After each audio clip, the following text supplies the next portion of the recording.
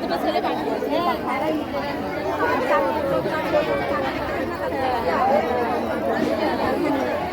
নিজেরা এখন হয়ে যাচ্ছে নিজেরা।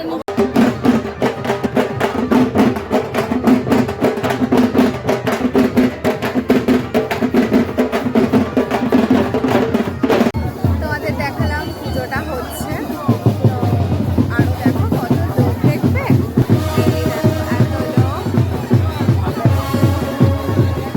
আর পিছনে খুব বাজনা বাজছে। আমার বড় মশাই, শাশুড়িমা, এই যে বড় ছেলে সবাই দাঁড়িয়ে রয়েছে, আর ওই পিছনে বাজনা বাজছে। না দেখলে কল্পনা করা যায় না, এতটাই ভালো। আমরা প্রতি বছর যতই থাকি ব্যস্ত, তার মাঝে আমার শ্বশুরবাড়ি গ্রামে এই পুজো আসবেই। এত জাগ্রতই মা। এই দেখো কত বাজনা বাজছে, লাইটিং হয়েছে।